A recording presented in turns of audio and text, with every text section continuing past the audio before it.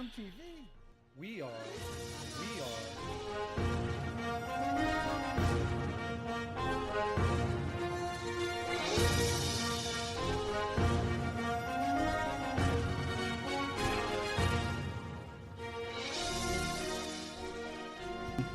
In 1984. He and his wife, Annie Gaylor, are the current co-presidents of Freedom from Religion Foundation.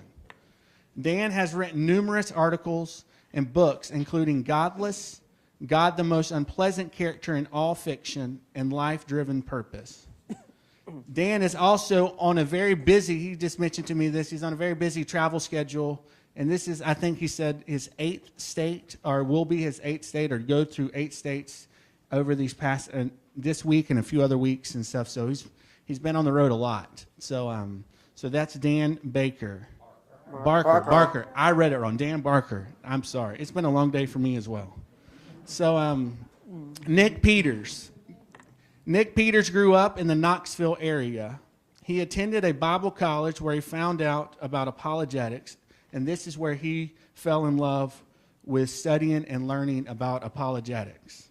He holds a bachelor's degree in preaching and Bible from Johnson's University, and is currently pursuing his master's in the New Testament there as well. He is married to Allie Peters, and he is also the author and founder of Deeper Waters, which is an apologetic site online, which challenges Christians and non-believers alike through the implications of their worldview. Nick's approach is rigorous and logical, but remains Christ-centered at heart. So these are our two people coming up here, and they're going to debate, does God exist?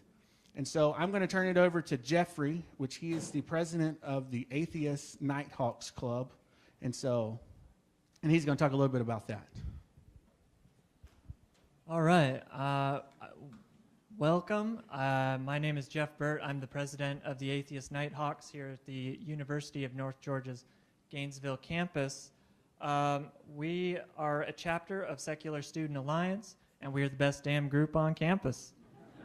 So we hold weekly meetings, Mondays at 4 p.m., and we talk about everything from religion, philosophy, science, and technology.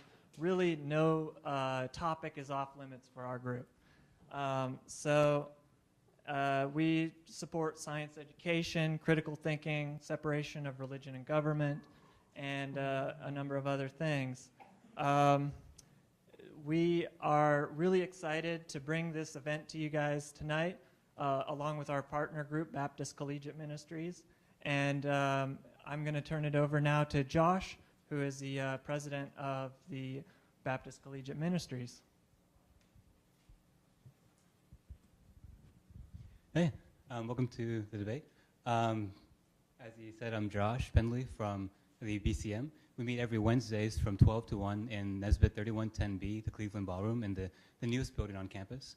And even though we're called Baptist Collegiate Ministries, you don't have to be Baptist to come. We're welcome to anybody that comes in. And at our meetings, we have worship, we have Bible study, and we teach the Bible as inerrant and sufficient for all of life and godliness. And we view the Bible as objective truth, not relative truth, but objective truth. Like in 2 Timothy 3:16, it says that it's God-breathed, and then 2 Peter 1:20-21, it says it's from no one's own interpretation, not from man's own interpretation, but it was by God. So that's what we do at BCM. We have worship and Bible study, and we also go on mission trips throughout the world we just did disaster relief in Florida where the hurricanes hit all this past week, and got to do lots of cleanup work there, as well as sharing the gospel of Jesus Christ. I'm going to turn this back to our moderator, and hope you guys enjoy.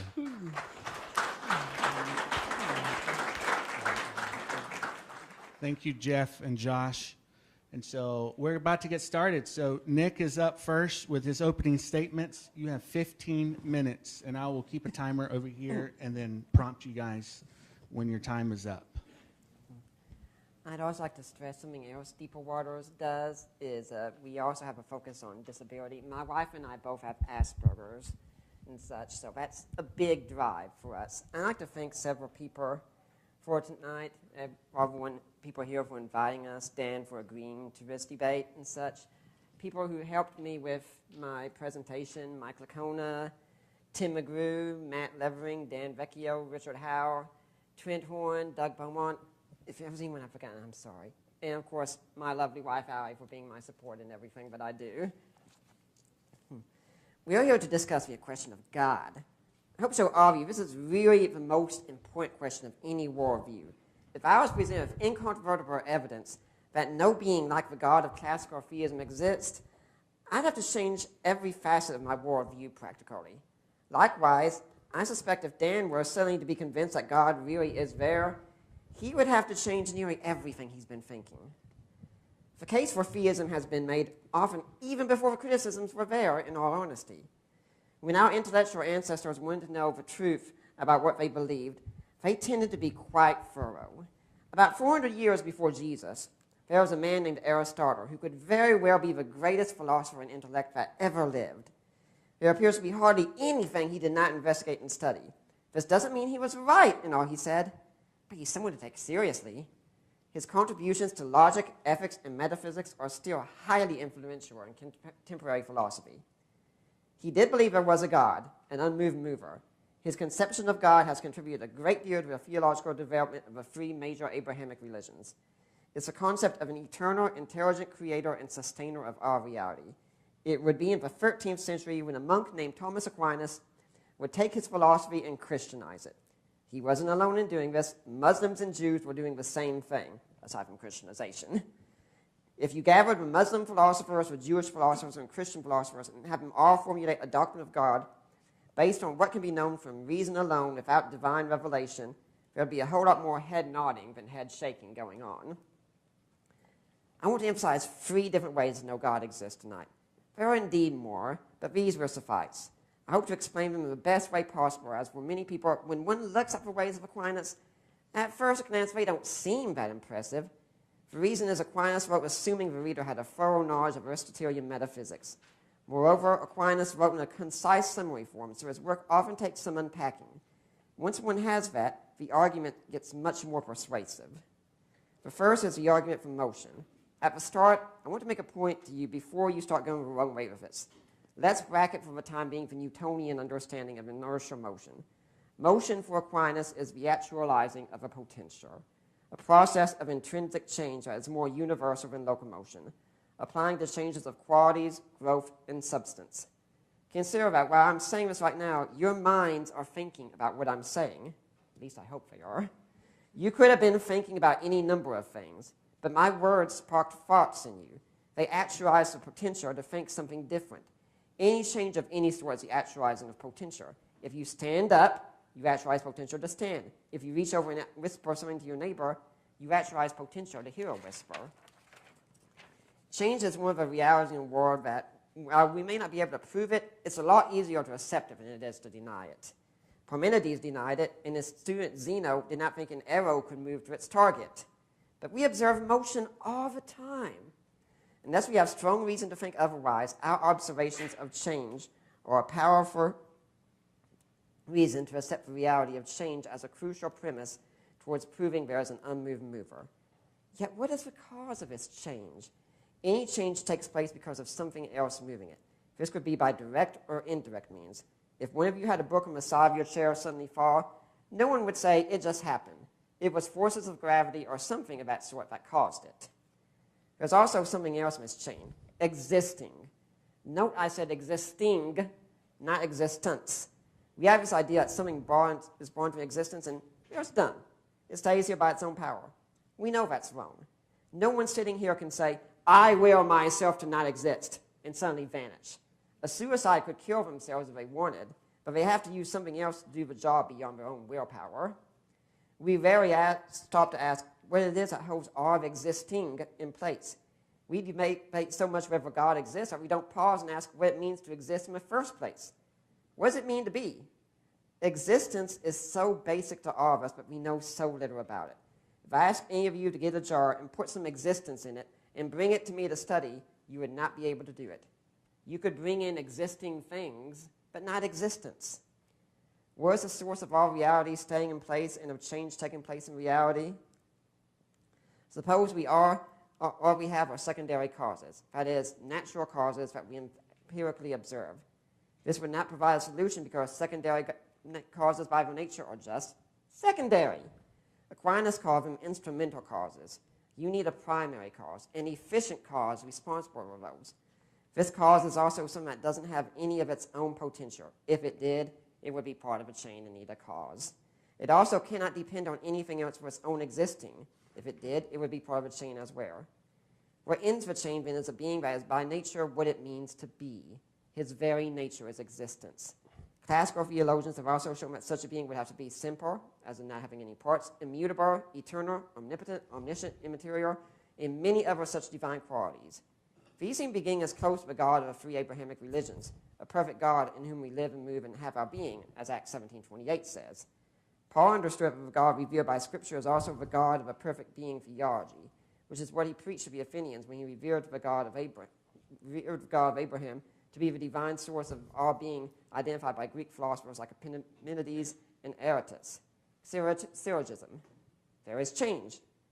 Change is a reduction of potentiality to actuality by something actually existing. The reduction of potentiality to actuality by something actually existing cannot regress infinitely as an accidentally ordered series. If a series cannot regress infinitely as an accidentally ordered series, then there is something in the series that changes the series in virtue of its own essential nature. So there is a first cause in a series which actually exists in virtue of itself. If something actually exists in virtue of itself, then it is essentially unique, metaphysically simple, omnipotent, unlimited, and possesses all potential forms abstractly, i.e. intelligently. Hence, there is something that actually exists in virtue of itself, that is all those things which everyone calls God. Another way we can talk about it is the reality of goodness, truth, and beauty. Many apologists use a moral argument that identifies God as a source of objective moral values and duties. That's fine, but I really don't think it goes far enough. The moral argument discusses what are good actions, but it doesn't discuss what is goodness itself. Good actions are done towards a good end. A good end is something that is appropriate for the nature of a being in question.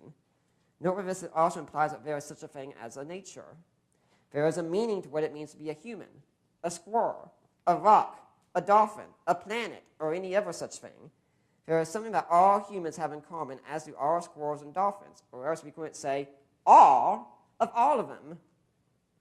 What is the basis of its goodness? We speak of good actions, but perhaps before coming for this event tonight, you had a good pizza. Maybe in preparation, you read a good book. Perhaps later this week, you have planned a good date night with a significant other. All of these are said to be good in the sense that they represent what each of these things is supposed to be. Most of your girlfriends might not think it's a good date night if you just hang out with all your guy friends and play video games all night long. Sorry, hon. A far better date is to take her to a debate on the existence of God. A good pizza will not have animal waste on it, and a good book will not be a boring one. What about beauty?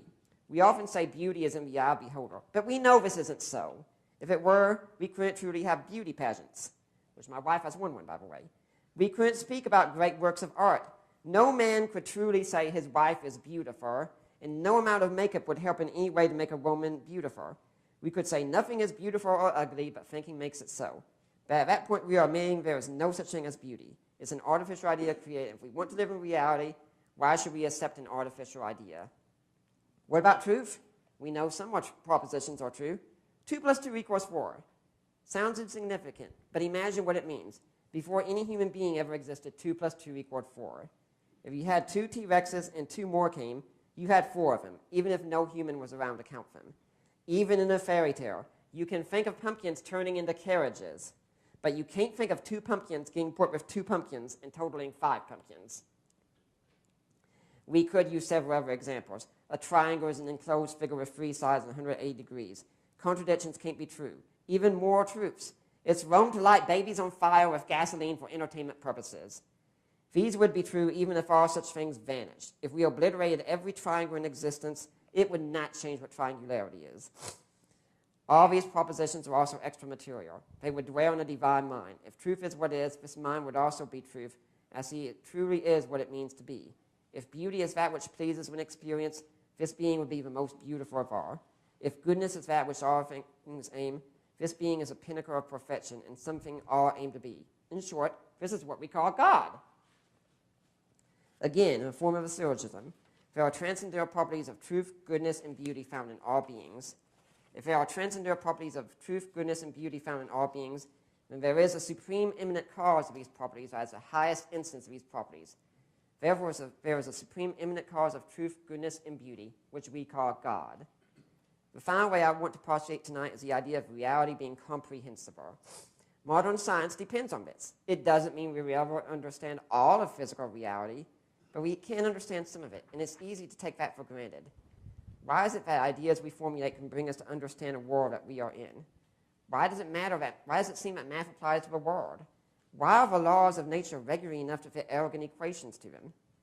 We also notice that with this, it means objects in our world act in an orderly fashion. When Wile E. Coyote runs off a cliff and pauses in midair, we know that this is a joke because in reality, there would be no pause. Wile E. would go straight down, and contrary to Looney Tunes, he's not coming back over and over to try and catch the roadrunner. When we see a squirrel, we expect it to eat nuts. We would think something was amiss if it started eating toothpaste. In fact, we would seek out some explanation for this aberrant behavior because we take nature to be explicable, intelligible, i.e. knowable. When we put a message into our phone, we expect it to go to the recipient, which is incredible. There are billions of other people in the world that message could go to, but we always expect it to go to that one, and we would think something was wrong if it didn't. This is so built into us why we do modern science because of it. We repeat experiments and test results expecting the same thing will happen if the experiment is done properly. When a child plants an acorn in the soil, if a parent tells a child that an oak tree will rise up provided nothing interferes, say a squirrel digging up the acorn and eating it, we know that it will not turn into a weeping willow, a giant squirrel, or even an ice cream parlor. All these realities make sense if we have a divine mind behind them who instills in each agent a purpose to act. One does not need to be aware of a divine mind in order to study outworking any more than one needs to be aware of who exactly formulated the language to study a language. But if a language speakers disappeared and there was no way to recover the understanding of the language, the meaning would be lost forever. So if there was no deity behind the events, we would expect in a brute fact world that anything could happen at any time. There would be no laws of nature. There would at best be an inexplicable constant conjunction of events and a looming skepticism about the apparent natural necessities we observe every day. Sure, we might observe a regular, seemingly intelligible world, but it would be built upon an inexplicable foundation, a foundation that ultimately cracks under the great philosophical question, why is there something rather than nothing at all? Another syllogism. Nature is intelligible, mathematically arrogant, and scientifically predictable. If nature is intelligible, mathematically arrogant, and scientifically predictable, this is either explainable in terms of some deeper metaphysical necessity that wills and orders natural substances to specific ends, or is ultimately based on brute fact. It is not based on brute fact, within the intelligibility, mathematical arrogance, and scientific predictability of the universe would itself be inexplicable and so unintelligible, which is absurd. The intelligibility, mathematical arrogance, and scientific predictability of the universe explained by some deeper metaphysical necessity that wills and orders natural substances to their specific ends. And we call this metaphysically necessary will God. Keep in mind, all of these are brief synopses. Each way has had numerous pages written on it, and due to time restraints, I have to keep things as brief as possible and also try to keep them as understandable as possible. My basic conclusion is that God is the best explanation we have for change and existing, the best explanation for beauty, truth, and goodness, and the best explanation for our ability to understand reality. There are three arguments I suspect Dan will use to make his case. The first would be that he would point to several activities he believes are wrong on the part of the God of the Old Testament. The problem is that Dan could be entirely right in all those, and yet God still exists. None of them count as a refutation of theism. At best, Dan's arguments would be a refutation of a biblical inerrancy, or that the God revealed by my arguments is not the God of the Abrahamic faiths. Another is the problem of evil. If there is a good God, why is there evil? This is a good question, but the problem has been resolutely answered by philosophers such as Alvin Plantinga and Clay Jones and others. Most atheistic philosophers today will even admit there is no logical contradiction between the existence of God and the reality of evil. Some still say that the evil we see in the universe does make it possible that God does not exist. But as Rabbi Benjamin Sindro said in his debate with Dan Barker in 2011, as a believer, I have to explain unjust suffering, but the atheist has to explain everything else. The problem here is that this is an internal critique, and it treats theism as it is. One accepts the claims of theism for the sake of argument to show why they are inconsistent or improbable. Yet evil does not refute any of the arguments that have been presented. One cannot say an argument reaches a conclusion. Nick, your time is up. Okay. All right. Thank you, everyone.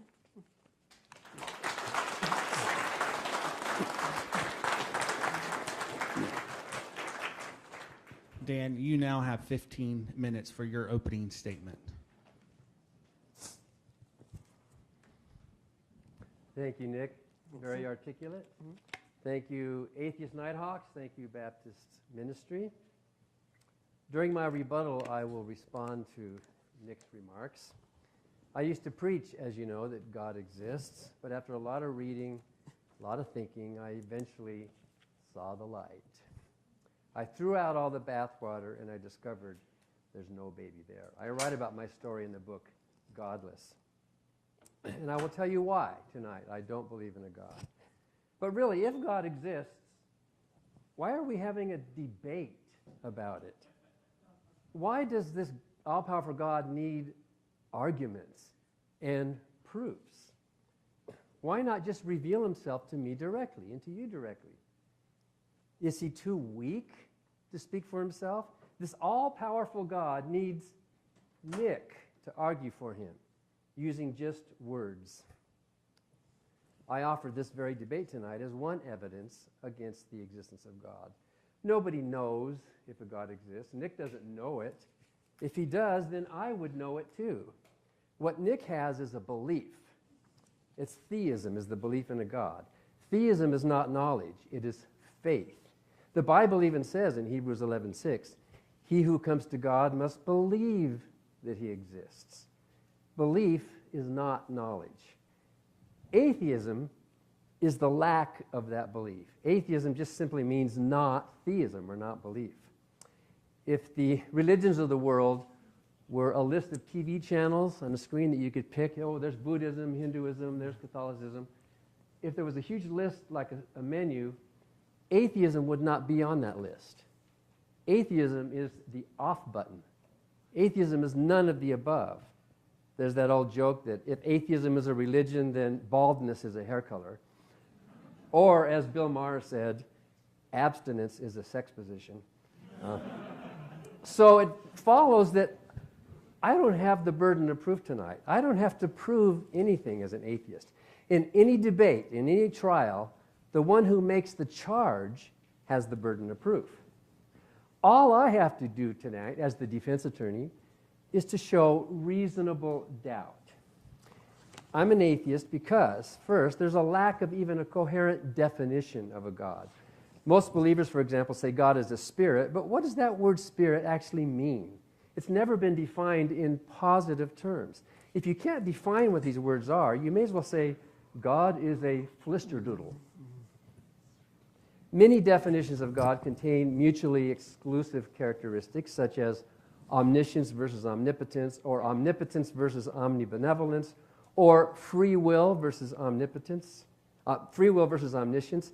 In my book, Free Will Explained, I discuss the free will argument for the non-existence of God, F-A-N-G, FANG. If you know the future, you cannot have free will. You can't make any decisions because the future to you is fixed. Therefore, if God is defined as a personal being with free will and he knows the future, then he cannot exist by definition. Arguing for a God with these incompatible properties is like arguing for a married bachelor. If you can't define it, how can it exist? Then there's a lack of a good evidence for a God. We didn't hear any evidence tonight, we just heard words. If there were good evidence for a God, think about it. By now, someone would have won the Nobel Prize for pointing out the existence of some hitherto unknown force in the cosmos. Any scientist in the world would jump at a chance to prove such a thing. There is no good evidence for a God.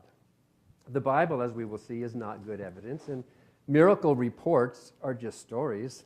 There's also a lack of good argument. Bertrand Russell said, most theological arguments, like the design argument, cosmological, ontological, moral, and so on, they simply boil down to bad grammar, bad logic. We've heard some of that tonight, some bad logic and equivocation and category errors in Nick's statements. Most of them beg the question. When the ancients heard the thunder and they saw the lightning in the sky, the only way they could explain it was by invoking some agency like Thor or Zeus. But now that we know something about electricity and the weather, we don't need those gods to fill those gaps in our knowledge. When those gaps closed, those gods died. There's still a lot of gaps, and that's what drives science, but just throw up our hands and say, Thor did it, or God did it, well, that's just laziness. Then there's a lack of agreement among believers about the nature and the moral principles of this God. Paul said in 1 Corinthians, let there be no divisions among you. And yet the religions of the world, especially Christianity, are hopelessly fractured into divisive camps. Believers have killed each other over trivial, irrelevant doctrinal differences. Paul also said, God is not the author of confusion. But can you think of a single book that's caused more confusion than the Bible? It's confusing. They're split. They don't even offer to us a coherent definition or even an agreement among themselves. You believers should first get your act together before you start talking to us non-believers. Name any moral issue that society is struggling with right now. Name it. Birth control, abortion, the war, doctor-assisted suicide. You can make a big, long list. We're struggling with these issues. You will find good, Bible-believing, church-going Christians on both sides of those controversies. The Bible is worthless as a moral guide. Then, of course, there's the lack of a good reply to the problem of evil. I know there's some theodicies out there, but they're not good replies. All you have to do is walk into any children's hospital, and you know that a good God does not exist. Maybe an evil God exists, and Nick is right about that, but a good God does not exist. Those parents are praying desperately for their children to survive, and yet those kids are dying at the same cruel, random rate of chance. Then, of course, there's no need for a God. Hundreds of millions of good people in this country alone, in the world, lead loving, joyful, moral, charitable, purposeful, and hopeful lives without believing in the supernatural world. My book, Mere Morality, explains how anyone can be good, with or without a God. You don't need a God for that. But what are we really talking about here tonight? If it weren't for the Bible, Nick would not be up here tonight. The Christian God is the deity who's revealed in the Bible, but the Bible is an unreliable guide to truth. It is also unreliable in its moral claims. Most Christians are good people. I'm sure Nick is a really good person. But the God they worship is not. The God of the Bible is morally corrupt. The Bible has a lot of unbelievable stories, talking snakes, wizards, sorcerers, demons, the Nile turning into blood, the sun standing still, millions of animal species floating in one large box, and so on. That all sounds kind of crazy, but actually, I think we should read the Bible. A. Milne said, the Old Testament is responsible for more atheism than any book ever written. Isaac Asimov agreed. Properly read, the Bible is the most potent force for atheism ever conceived. If you actually read it, and I challenge you to read the Bible, you will see that the Bible is contradictory, unhistorical, unscientific, and morally corrupt. The Bible says God is good, but the Bible shows that he is not. That fictional character is not. If a good tree can't bring forth evil fruit, it follows that a good God who is evil not only does not exist, but like a married bachelor, cannot exist. The alpha male deity in the Bible reflects the fears, the ignorance, the territorialism, the violence of the patriarchal Israelites who wanted to preserve their property, including their slaves and their wives. Richard Dawkins got it right. The God of the Old Testament is arguably the most unpleasant character in all fiction. Jealous and proud of it, a petty, unjust, unforgiving control freak, a vindictive, bloodthirsty ethnic cleanser, a misogynistic, homophobic, racist, infanticidal, genocidal, filicidal, pestilential, megalomaniacal, sadomasochistic, capriciously malevolent bully. And Richard is right. Richard asked me to document each of those nasty adjectives, so it became a book, God, the Most Unpleasant Character in All Fiction, with more than 1,500 passages describing those exact characteristics by God's own words and actions. Here's just a few examples. God is an ethnic cleanser. You shall drive out all the inhabitants of the land, for I have given you the land to possess. Utterly destroy all that they have. Do not spare them. Kill both man and woman, child and infant. This is God speaking. God is genocidal. You must not let anything that breathes remain alive. You shall annihilate them. So they utterly destroyed the men, women, little ones of every city and left none to remain. There are dozens of passages like this in the Bible where God commanded, condoned, or committed genocide. God is unjust. I, the Lord your God, am a jealous God, punishing children for the iniquity of parents. That's just wrong. That is morally wrong. God is homophobic. You shall not lie with a male as with a woman. It's an abomination. They shall be put to death. Their blood is upon them. That should settle it right there. If the Bible says homosexuality is wrong, as it does, then the Bible is wrong, not homosexuality. Those bigoted men who wrote those words were cruel and violent. God is capriciously malevolent. Now, there's Job with his friends. Here's the most damning verse in the entire Bible, Job 2:3. The Lord said to Satan, have you considered my servant Job? You incited me against him to destroy him for no reason. God confessed he tortured a good man and killed his children for no reason. That is senseless, first-degree murder and mayhem. And yet Nick worships this malevolent God who would do something like that. God is aborticidal. Because she has rebelled against her God, their little ones shall be dashed in pieces, and their pregnant women ripped open. That's the God of the Bible. May the Lord cause you to become a curse among your people when he makes your womb miscarry. God is neither pro-choice nor pro-life in the Bible. He's the greatest abortionist in history. Well, what about Jesus? Wasn't he nicer than the Old Testament monster? Well, Jesus said, I and the Father are one. The Father's in me, and I'm in the Father. I think the New Testament is a big missed opportunity. Jesus should have said, I apologize for my dad. He was a bloodthirsty, sexist jerk. Instead, Jesus said, whoever's seen me has seen the Father. If this cartoon villain really did exist, he would not be worthy of my admiration, much less my worship. The God of the Bible describes himself, actually, as evil. I don't have time to go through them all, but in the Bible, God says, I make peace, I create evil. Thus saith the Lord, I will bring evil upon this place. There are verses and verses all through the Scripture showing God explicitly committing evil. An evil, evil Lord doing evil things. In his own words, evil. And look at that last verse. Shall we receive good at the hands of God, and shall we not receive evil? In that same verse, God is portrayed as both good and evil. He's a married bachelor. He also describes himself as a terrorist, and there's no time to go through all this, but there are dozens of passages where a terror from God fell on the cities. Terror, terror, terror of God, all through the Bible. Hide from the terror of the Lord. So in the Bible, God calls himself an evil terrorist by his own words. Those are not my words. Since God is described as an evil good person, it follows that the biblical God, at least, cannot exist. Those passages I read are just a tiny sample, but you don't have to buy my book.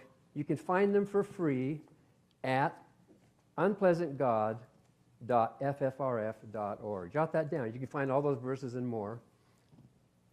I haven't mentioned the contradictions. Something's passing here. The historical and scientific mistakes. I wish we had time for all that. But we've seen enough to ask this simple question. What do you think is more likely? That the Bible is the product of an immaterial, supernatural, transcendent creator, or that it's the product of patriarchal priests and fearful prophets? Since there is no coherent definition, and there's no good evidence, and there's no good argument, and since there's no agreement among believers, there's no good reply to the problem of evil, there's no need for a God, and since the biblical God in particular is discrepantly good and evil, it makes perfect sense not to believe in the existence of such a creature. So you're the jury. My job is just to raise some reasonable doubt. His job is to prove that God exists. He's given us some words, and during rebuttal time I will show that there are many logical and category error and equivocation mistakes in some of the things you said tonight. Aristotle was brilliant, but you admit he got a lot of things wrong, and you repeated some of his errors tonight. So let's wait till the end of tonight, and then we'll ask the jury for a verdict. Thank you.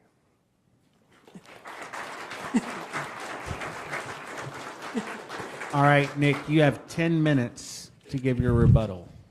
Okay, thanks, Dan. That was a very interesting response. Naturally, I can't answer everything, but if you have something in the Q&A you want to address, please bring it forward. Why doesn't God appear tonight? Well, why should he? You know, this treats God like he's a trivia question, like we're on a game show and we want to get the God question right. But maybe God doesn't not just want that. Maybe, like a good lover, he wants to be wanted as well and not just satisfy intellectual curiosity, which I find it very interesting when I meet with atheists and they ask them, what would it take to change your mind? They ask for a personal experience. And even then, that's usually not enough. Like Peter Boghossian says, if all the stars in the sky said, I am Yahweh, believe in me, and we all saw it, that could be somewhat suggestive, but we could all be experiencing a mass hallucination. My contention is, you give me good arguments, you refute the ones that I have and such, you give a bare explanation of reality. I don't need to have a personal experience. Now, you talk about faith. That's not a true definition of faith. Faith is really trust in that which has shown itself to be reliable. Aristotle even used the word pistis, the Greek word for faith, to show a rational proof at one time. And that's what's going on in Hebrews. You can see my article, What Does Faith Really Mean, at my website, Deeper Waters Apologetics. But faith is just trusting what's shown to be reliable. Dan says I use just words, which is pretty interesting because I just saw him use words only here. So I'm not sure if I didn't know I was supposed to use something else to make an argument. He says there's no coherent definition of God, but yet it seems he thinks Richard Dawkins has a good definition of God.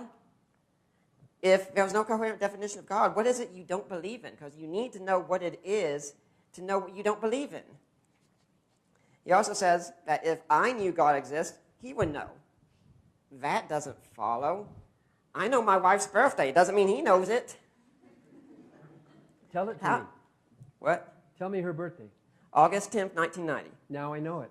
Okay, now he does. But just because I know it originally doesn't mean he does know it. It doesn't follow. Or else we all would know what everyone else knows and such.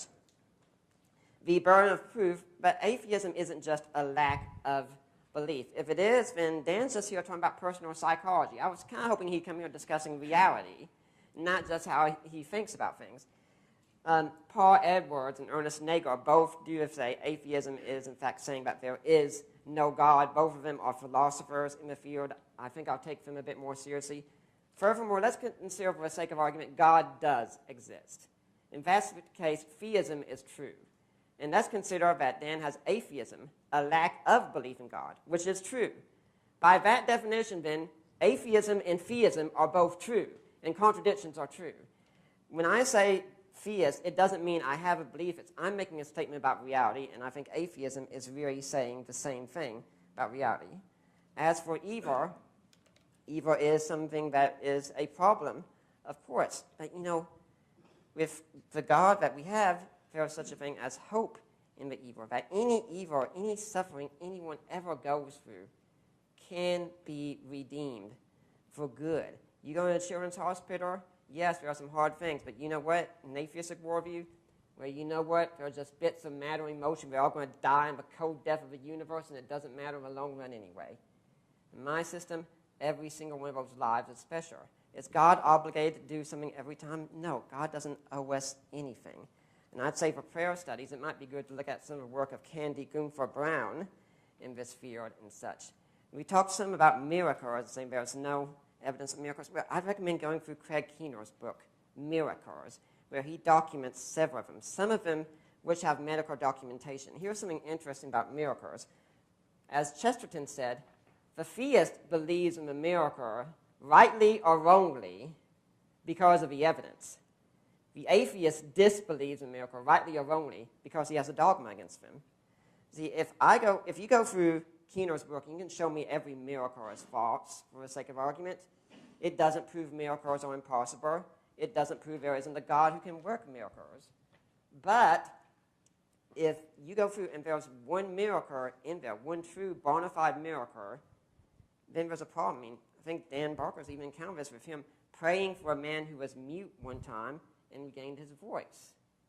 Things happen sometimes. You know, he also talked about this idea of supernatural. I don't know what he means by that term, because to me it's kind of a meaningless term.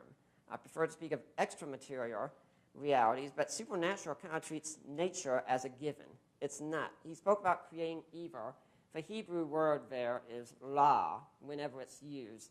It does not necessitate evil. It can mean suffering, calamity, things of that sort. Isaiah 45:7 is a good example. Light and darkness are parallels and not opposites. Peace, calamity.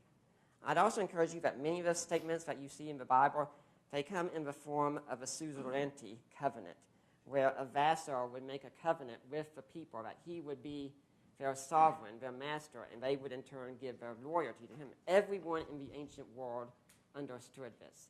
And for more information on this kind of thing, I'd recommend reading some of the best material in Old Testament scholarship, including John Barton just had an excellent book come out, Lost World of the Torah, very good, and a book that ebook that I co-authored, Groundless.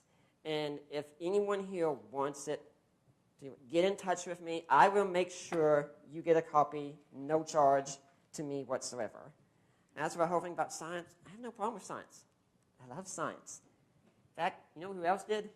Middle-aged Christians. In the Middle Ages, Christians loved science. They were doing the science. And if someone says, well, these were the Dark Ages and such, I recommend you read the atheist historian Tim O'Neill sometime. He even has a website, History for Atheists. And one of his main goals is to show, no, the Middle Ages were not the Dark Ages. They were actually a time of great scientific advancement, and we stand on their shoulders right now. Even things like, say, the mean speed theorem and such, they were used back then. They were formulated back then. The numbers 5 statement, for instance, that he brought up, that was to show a woman was innocent. Otherwise, a husband could have done what he wanted in most other cultures. This was a way for her to be justified before the public about anything that have happened. And as for Job, I want to ask, what is the purpose of Job? If someone thinks the purpose of the book of Job is all about explaining evil and why good people suffer, you're wrong.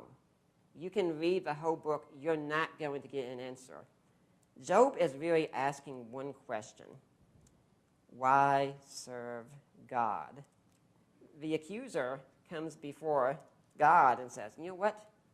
Of course this guy serves you. Look, he's got money. He's got wealth. He's got everything. Why would he not? And this is an honor-shame challenge. And honor-shame is really fundamental to understanding the word of the Bible. And what God says is, okay, you think that's why he serves me? Let's see. And that's what happens. In the end, Job is vindicated. And who gets shamed in the end? His 3 friends who claim to know everything and be so right.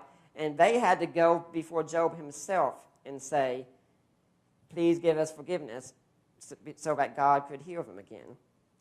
And in the end, Job gets everything back double except his children. Why? He never lost them. His children are there for him. All the suffering we go through, it's temporal. Something in atheism is like death and suffering are the worst thing that can happen to someone. They're not.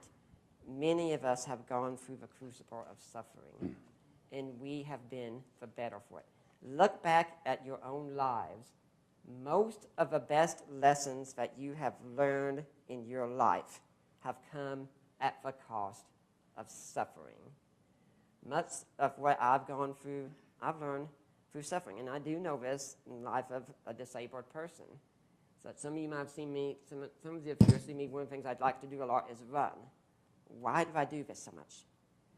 Because right back here I have a steel rod that I got when I was 15. When most kids were learning how to drive, I was learning how to walk again. And it's something I don't take for granted. And part of the problem I think Ant has is he's got really an emotional argument against God pretty much God doesn't exist because he does things I don't like. I should say, if that's the case, most of you have exes that no longer exist. Congratulations.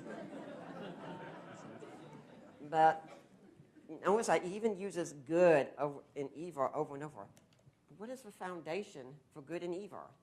That's a question that has been asked. In this case, he's kind of doing the Looney Tunes thing and sawing a branch off of a tree that he's sitting on, and we all know what will happen when that branch falls. You know, he also talked about the Nobel Prize, someone who have won it yet, and what? Philosophy isn't one of the subjects of the Nobel Prizes. And such. Nick, Okay. Nick, your time is up. Okay, thank you.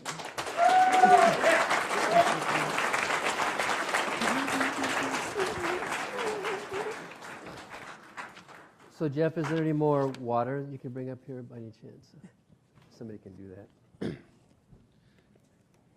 Dan, you now have 10 minutes.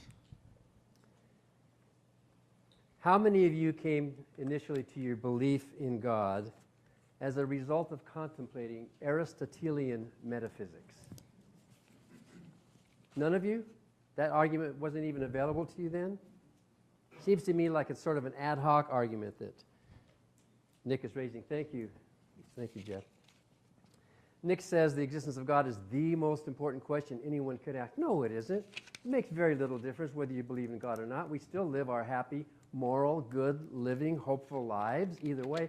If I turned into a believer again, my life wouldn't change that much. I think most of you pretty much live our lives in a basic humanistic ethics and morality of getting through life with or without a God. I think most Christians are good people in spite of the brutal God that they worship.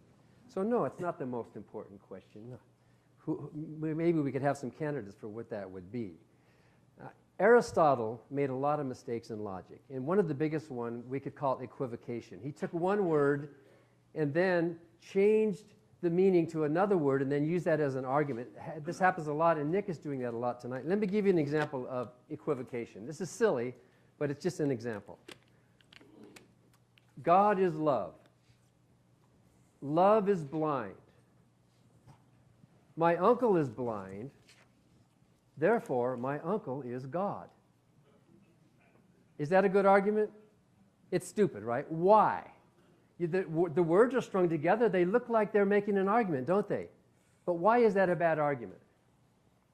The reason is called equivocation. That's when you take a word that has one meaning, but then you take another usage of that word, and then you confuse them and you build an argument. Aristotle does that with the word motion and actualized potential. Zeno did it with his paradoxes, and Nick is doing it tonight as well. It's not a fact that a body changes only as the result of another body acting upon it. That's not a fact. If there's two bodies floating in space, let's say, they are both gravitationally attracted to each other, and they're going to drift toward each other. This one didn't cause that one to move, and this one didn't cause that one to move. We live in a universe where we have these laws of attraction and gravity and nuclear forces. It's not like something just waiting for something outside of itself. Oh, please push me so that I can move somewhere or another. If you think that actualization involves something like that, that's another example of equivocation. It's bad logic. Another equivocation is using the word existence as if it were a thing. Sure, it is proper to ask, if this podium exists, where did it come from? An existing thing doesn't come from non-existence, but it's a category error to then take the word existence itself as if it had the same properties of the things within it. That would be like saying all members of an orchestra are playing in harmony with each other. Therefore, all orchestras are in harmony with each other. Is that true? What's the mistake? It's called a category error. You're taking a finding from one level, and then you're raising up a level and trying to apply that finding from this level to a higher level, and thinking that you have said something significant when you have said nothing at all. Orchestras don't necessarily play in harmony with each other. It's a category mistake to do these kinds of things. So sure, we learned some things about existence and non-existence things within our universe, but to take the universe and existence as a whole and then try to apply that same principle to it, that's a logical mistake, a category error. With the same thing with the word cause. Nick says that this God who created everything has to be simple. But if God's mind is simple, then it can't have a thought, because thinking is change. If this God has a brain that's functioning in some way, making decisions, liking this, not liking that, deciding to create something, deciding to say this is evil or this is good, well, whatever's happening in the brain or mind of this being is some kind of a change. Therefore, it cannot be simple, or it could not even think. And to say that God is eternal, the word eternal is a temporal world. The word eternal is a word we use within the universe, temporal universe, where time exists. Outside of this universe we live in, we don't know if time came into existence at the Big Bang. So to apply a word that we find at one level of reality up to another level, to think that the universe itself and God himself must be eternal, that makes the word eternal senseless and meaningless. May as well not even do that. The moral argument, it's easy to describe what goodness is with or without a God. Goodness, good, is basically acting with the intention of minimizing harm, real harm in the real universe. Good is not flattering the ego of the Father. Good is not avoiding idols. In fact, the word evil is most often applied in the Bible to idolatry, not to human behavior. The Bible doesn't even use the word morality or ethics. The only way to get it at it is to look at what's considered bad: idolatry, not worshiping on the Sabbath, interracial marriage, and disobedience. Those are what are called evil, and those have nothing to do with morality.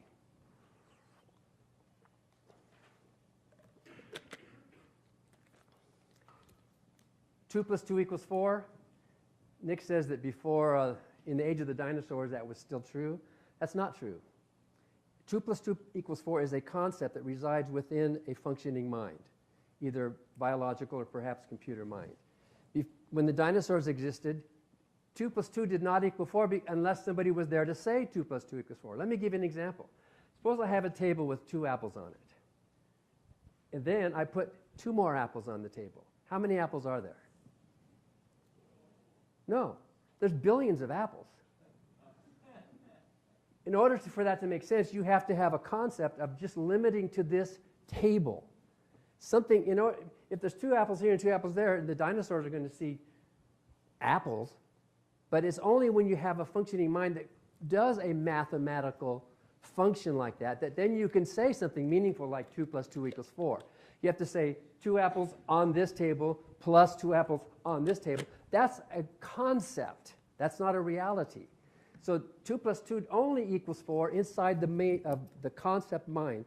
It is true that if we went back in time to the time of the dinosaurs and started using our conscious mind to do that, we would conclude that 2 plus 2 equals 4. But it's not a concept that exists outside of our minds. That's another category mistake. That's assuming that because we have a concept, it's called reification. Somehow a concept becomes a thing that exists forever. Talking about transcendental properties in order to prove the existence of this God is begging the question, because the word transcendental means to go above and beyond nature. Let's use that instead of supernatural. Transcendental is the word you would prefer to use. But that begs the question, because if you're using transcendental properties as an argument for your God, well, that's the very thing you're trying to prove. If you're assuming that there are things that are truly transcendental, well, that's begging the question, because that's the thing you're trying to prove in the first place, that there is this realm up there within which this being exists. The Hebrew word ra in Isaiah 45:7 means evil. It means moral evil. It's the same word used in the Garden of Eden when they shouldn't eat from the tree of good and evil. And most often ra means moral evil. And in fact, in Isaiah 45:7, you can see the contrast there. Even if it only means calamity, let's say you're right, it only means bad. Well, that's still bad. The God of the Bible is still doing bad stuff, whether you call it evil or calamity or whatever. It doesn't make him any better of a person. When you talk about reality being sensible, I think that's showing that it's kind of like the design argument. It's kind of backwards thinking. Look at how sensible the universe is. It's kind of like the guy who's amazed. How did they get all these rivers to flow right along the state boundaries? How did they do that? That must have been amazing design. The expense and the engineering of it. How did they do that? Look how sensible that is. Well, that's upside down, backwards thinking. It's like looking through the wrong end of a telescope. Obviously, when we have brains that are contemplating the universe we live in, it's going to look sensible to us. We're going to think it's the other way around. Theistic thinking has everything upside down, like it's top down rather than bottom up. And I wrote a whole chapter. I don't know how much time is left, but I wrote a whole chapter about nothing coming from nothing. And in my book, Life-Driven Purpose, which is the opposite of purpose-driven life, I have a chapter called Much Ado About, showing there's this whole argument about nothing and nothingness actually not only begs the question, but also creates that same category error, talking about nothingness and somethingness as if those properties would apply to the general concept. That's a mistake in your thinking, Nick. It was a mistake in Aristotle's thinking, and it's a mistake in the thinking of a lot of theists. So you offer then, at the end of all this, words. By the way, you have the burden of proof. I don't. The defense doesn't have to provide any physical evidence. The prosecution does. The prosecution has to show the photographs. Here's the murder weapon. Here's the dead body. Here's actual evidence that has to be proved. You can't just convict somebody just with words. So I don't need to come up with any evidence for the non-existence of a being that you are Dan, your claiming time is up. exists. Thank you.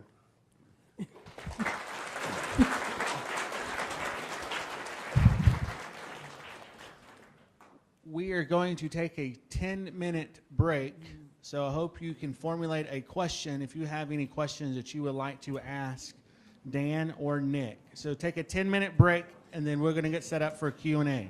All right. We're going to go ahead and get started back again. Here's how we would like the questions to go. We would like for you just to ask a question and not give like a 5-minute summary and then your question. Get to the question so we can get through as many questions as possible.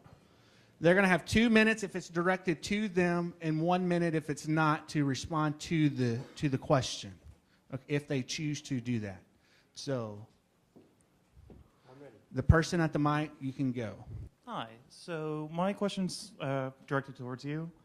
When you're talking about suffering, I understand that you had a hard story. You overcame. I respect that. That's great for you. My issue when it comes to the argument of suffering, we can take an extreme. Let's say a famine not caused by human error, just drought, natural causes. Mm-hmm. There's a town in Africa. Everyone in that town starves and dies. This happens in history before, plenty of times. That suffering causes no growth. If you die, everyone you know dies. How does that benefit you or your family or society as a whole, and how does a God allow that to happen? That's a good question. It's the same kind of question that sparked the idea behind Candide and such. The earthquake in Lisbon destroyed so many people. It was Voltaire who wrote that. Here's the thing, though. You said that causes no growth, no good, nothing. How can that be known? None of us can establish that. If anything, when we see those kinds of things, we all know about it happening, and it raises awareness for all of us. And I think one of the reasons also some of this kind of suffering happens in the world, really, is because, in many cases, I'm a strong capitalist, but our own greed. We don't give as much as we should to things. And when we do the kind of aid, sadly, there are a lot of evil leaders out there that take all the food and such that we send to countries without taking it on their own. What has to be established for the atheistic argument to work is there is no good whatsoever that can come from this. And I would say, in atheism, though, if they die, well, they die, and it's going to happen to the rest of us. We're all going to die eventually anyway. So what's the big deal? The thing is, the reason you know there's a problem there is because you have an inherent sense of goodness. Now, you don't need for God exists to know what that is, but to have a foundation for that, yes. I would recommend really you read some works by Clay Jones, for instance, and Alvin Plantinga. In all cases, people always remember, familiarize yourself with the best scholarship on both sides of every argument. So God is causing earthquakes and tsunamis and diseases and disasters and famines so that other people can learn a good lesson from that. That's what you're saying, basically. No. That's what you just said, that there would be some good to come from it. With that kind of thinking, you have no basis for morality at all, because anything then could be good. I would challenge Christians to name something that would actually be really bad, other than what the Bible says, and you're misunderstanding Job. The book of Job is, sure, it's about obedience because the people who wrote that book wanted them to be obedient. But the point of my argument with Job is that God himself admitted that he destroyed him and he killed his 10 children who were not replaced, by the way. 10 new ones came along. He said he did it for no reason. There's no moral lesson in the book of Job at all. Look at it. The only moral lesson there is God's powerful. He can do what he wants. Shut up and just praise him. That's all there is in Job. Next question. Yeah, this question is for both the panel. If there is a God, why would he tolerate, or some might argue, encourage his human creations to commit war, genocide, and just wreak death and destruction in the world? Thank you. Thank you. Who do you want to take that first? I was aiming at both of you guys. Well, I think it's aimed at you. Yeah, I figure I'd take it first. Well, it depends on the cause.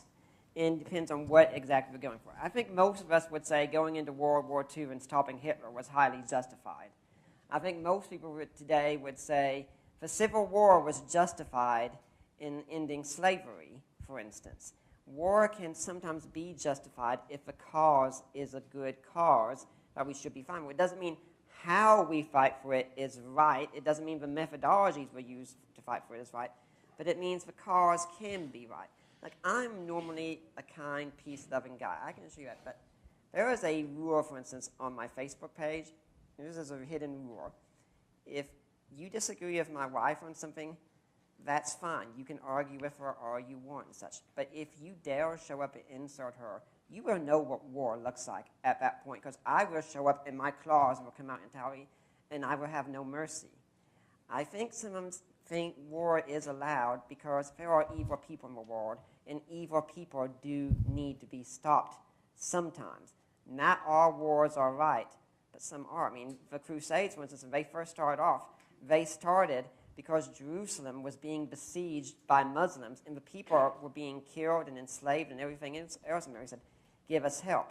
I think most of us would agree that's a good cause for help. Did everything go right after that? Well, no, sadly. But it depends. If we say all war is wrong, I think we have a problem, because then we have to say World War II was wrong, the Revolutionary War was wrong, the Civil War was wrong. If we say all war is right, well, then anything becomes justifiable. It depends on the action itself, the desired outcome of the action, and why we're doing it in the first place. If the concept of a just war is meaningful, and I'm not going to argue that, it would be with the intention of trying to minimize overall harm. It would not be with the intention of trying to maximize overall harm. I think you agree with me that a defensive action, if somebody's attacking you in your home, you have the right to defend yourself with the minimal amount of force required to stop the threat. But the God of the Bible committed genocide with the intention of maximizing overall harm. It wasn't because those Canaanites were any worse than the Israelites.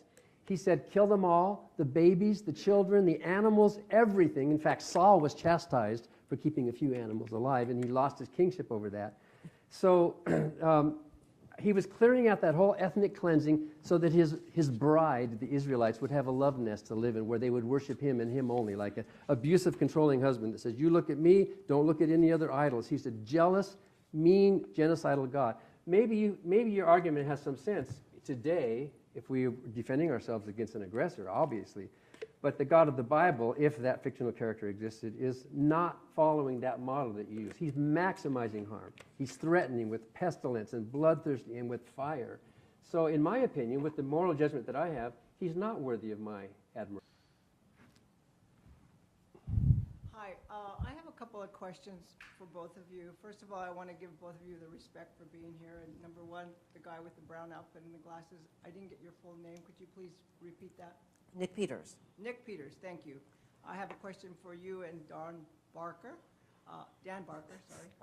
First of all, for you, Nick, number one, if there is a God, why did he allow the 6 million Jews to be murdered by Hitler? Mm-hmm. You know, we have something interesting. Let's suppose, for the sake of argument, I don't know on a particular evil. Here's what you've proven by that. You've proven I'm ignorant on a particular evil, but I don't know everything. And if you wanted to know I'm not omniscient, my wife's sitting right there. She could tell you I'm not omniscient very quickly, in fact. Why did this tragedy happen? because there are evil people, and I don't think it's God's responsibility to step in and do everything for us like that. We can't have this idea that God has to do everything. We're the ones that we're told to go out there and do the work to stop evil, to spread the good news of the kingdom and such, and not tolerate it when evil people rise up. There's the old question of someone asking, I'm going to ask God when I get to heaven why he didn't do anything about all the evil in the world. And the reply comes, I'm not going to ask him that one because I think he's going to ask me the exact same question. Evil itself doesn't disprove the arguments, but all the evil does show that we want something to change. We have an idea of how the world should be different. That's C.S. Lewis's argument, problem of pain and such. Again, I recommend reading Clay Jones, but remember, if atheism is true, those Jews died a meaningless death anyway. But if Christianity is true, the law of good can come from that. We've since learned a whole lot. We don't want to repeat that evil and such, although I think we are repeating it today with abortion, sadly. Look at some works of Viktor Frankl and Corrie ten Boom coming out of the Holocaust and all the things that they learned from it and such. So that would be my answer. And you have a question for Dan? Well, I would just say Okay. to you, Nick, that is not nice to say that they died a meaningless death. But anyway, going on to Dan Barker. Can she ask two questions in a row, or should I just respond to her? If you Just- want to go ahead. Let Dan respond to the first question. Okay. So basically your answer, Nick, was very amoral. There seems to be no moral compass or guideline in your mind to decide what is good and what is bad, because according to you, if we had a bigger picture, anything could actually be good. If I were a good God, I would have stopped the Holocaust. If I were a good God, I would have given those 9/11 pilots heart attacks or something. Suppose you were standing there, Nick, on 9/11. Suppose with no risk to yourself, you could have stopped 9/11 from happening, or the Holocaust. Suppose you could have. Would you have done it, just as a human being? Yes. Yes, you would have. So by not doing it, when you had the ability to do it, aren't you complicit in the act? I would have stepped in. I would have done something good about it. So you and I are nicer than God. Yeah, exactly. And this is a very simple question, if I can just ask this one thing to Dan Barker. I have a real problem with Facebook when everybody dies on Facebook, family, friends, and everybody says, well, they're going to heaven. There is no heaven. So what would be a good response, Dan Barker, to these people on Facebook? I would say let them think that. It gives them some comfort, even though it's not true. I say condolences, but what would you? Yeah, it gives them some comfort, but unless they're asking me for my opinion. But a lot of believers find comfort in their faith. Hindus do, Muslims do. My Native American ancestors found. So it's only if they want to know what we think that we would. I don't think we should be pushy and interfering in people's grief like that. So Thank you. thanks. Thank you very Can I much. respond to that? Yes. And part of what's going on also with Dan, I think it's Dan's got a concept called theistic personalism, where God is just a big person like the rest of us, and God has moral responsibilities like the rest of us. But he doesn't. Morality is when someone does what they ought to do, but there is no ought. You're not saying everything is good. Scripture itself argues against that, but everything can be used for good. And to clarify, definitely no one has said the deaths of the Jews are meaningless. I've said if there is no God, I think everything ultimately will be meaningless. But because there is a God, every single person, every single human life, even life in the womb itself matters. Each human being is worth more than the universe itself. Next question. For Mr. Barker, it's fascinating to me that you were in the evangelical community for 17 years and walked away. And I know you said it was research and papers, but was there a pivotal thing that happened in your life that personally made you walk away, or was it just, in your view, logic, or was there some moment in your life that made you say, that's it, I'm done with this? Because obviously you were a true believer, I'm assuming, and then something had to happen that made you walk away. I'm curious as to what that event was. A lot of people say to me, Dan, if you were a true Christian, you never would have left. But I argue, and you can read it in my book, Godless, that if I was not a true Christian, then nobody is. If I was not a true believer in Christ, then neither is Nick. Because the Bible says you shall know them by their fruits. You don't judge. You don't decide who is and who isn't. in my life exhibited all the fruits of the Spirit and all that, and people were getting saved, people were in the ministry today. It felt great. I believed, I prayed, I saw what I was convinced were answers to prayer. And it was 19 years that I preached total. And there was no one thing. You know, people always ask me that. What was the one thing? As if we fixed that one thing, I'll go back to being a Christian again. It was like a process. It'd be like asking you, when did you grow up? You know, you could probably point to a general period. And I asked that question once at a Unitarian church. When did you grow up? And a woman in the second row said, I remember the exact moment, but I don't remember his name. In any event, there was no one thing. It was a gradual process of learning. I went from fundamentalist to more of a moderate Christian to more of a liberal Christian until finally, as I say, dumping out all the bathwater. There's no baby there. There's no reason, no good reason to believe in this God, and no need for it. So I guess if you ask me for the biggest reason, I would say the Bible. Reading the Bible, where do you draw the line between what's metaphorical and what's literal? Where literalists have the line way high. Liberals down here have the line way down low, and I bet you Nick's line is way up high. You take almost everything literal unless there's a good reason not to. So that line kept dropping until finally I thought, well, if the prodigal son's a parable and if Adam and Eve are metaphors and there's all this stuff, well, then what other character in the Bible is just a big figure of speech? Maybe Yahweh himself is just a creation of those ancient Israelites to try to give meaning to their life. So you can draw the line where you want, and that'll define what kind of a believer or non-believer you are. I think if someone tells a story about their past experience, we should give them the benefit of the doubt unless some evidence comes up otherwise. I give Dan the full benefit of the doubt about what happened to him in his past and such. Now, if he takes a view that I'm a strong literalist and such, well, it depends on what you mean. If you mean you read everything in a black and white fashion, no. If you mean trying to read the text according to the way the author intended, absolutely. I'm a strong literalist because I try to read the text the way the author intended. And something that I think is the problematic with Dan's approach is it seems like his mindset has remained exactly the same. It's just his loyalty that differs. I mean, I looked through his book Godless on Google Books again today and such, typed in names like Plato and other things like that, couldn't find them.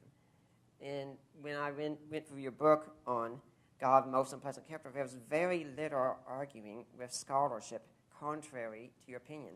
And I tell people, always be cautious, no matter who makes an argument, of the sound of one hand clapping. Any argument sounds persuasive with rhetoric and emotion, but go back and look and be Joe Friday just for facts. The next question. This question is for both of you. What do you propose to be the proper method for determining what is good? Mm-hmm. And what do you propose to be the proper method for determining what is bad? Well, I'll answer that quickly. I just wrote a book called Mere Morality. And good, by my definition, and as long as there exists at least one naturalistic, plausible definition for a moral philosophy, we can't say that the religious one is the only one. But my definition is that you are a moral person if you are acting with the intention of minimizing harm. Harm, if you had to summarize morality in one word, it's harm. It's not flattering the ego of the dad. It's not idolatry. It's not refusing to worship on the Sabbath. It's not intermarriage with people of the wrong religion. It's not any of those things that the Bible says are wrong. It's none of those things. The Bible doesn't even talk about morality. Morality has to do with real harm in the real world. And whatever that is, it's natural. Predation, natural disasters, war, disease, lack of shelter, hunger, lack of water, you name it. You can make a long list of things that harm and threaten to harm us. A moral person is the one who's acting with the intention of minimizing that harm. You can't eliminate it all. Of course, we live in a natural universe and we bump into things. But you are moral and you are acting as a good person if that's your intention. So that's what we all do. All Christians, all Jews, all Muslims, even Nick, uses that basic harm principle when deciding if somebody's actions are good or not. You look at, well, what's the harm caused? That's basically it. You don't need a God to tell you that. You don't need a list of commandments to tell you, oh my goodness, let's see, should I take this cigarette and burn a baby with it? Let me think here. You know, and partly it's instinctive, partly it's taught, partly it's your rational decision to evaluate the relative merits of the consequences of competing actions and pick the path to the best of your ability that causes the least amount of harm. It's all a natural exercise, a natural philosophy. This is not necessarily utilitarianism or even a negative utilitarianism like Jeremy Bentham. Oh, I'm quoting a scholar, sorry. Like Jeremy Bentham would have said, because how do I know what is the greatest happiness for the greatest good? But I do know that my actions can contribute to lessening real harm in the real world. The Bible does not give that answer at all. The Bible is an amoral or an immoral book because the ultimate harm is idolatry and not obeying and kissing the feet of this father figure who said you got to love him or nothing else. So the Bible is a bad moral guide. At least some of us naturalists have a good moral guide. Dan, your time is up. Thanks. I think it's interesting that when goodness comes up, Dan always shifts to morality and such. Goodness, morality is part of goodness, but it's not goodness entirely. As I said, how do you know what a good pizza is? It's not when it has animal waste on it. You know it by knowing what a pizza is and such. I'd recommend also reading some of the best scholars on the other side, people like Francis Beckwith and R. Scott Smith and such. And it does sound exactly like utilitarianism to me.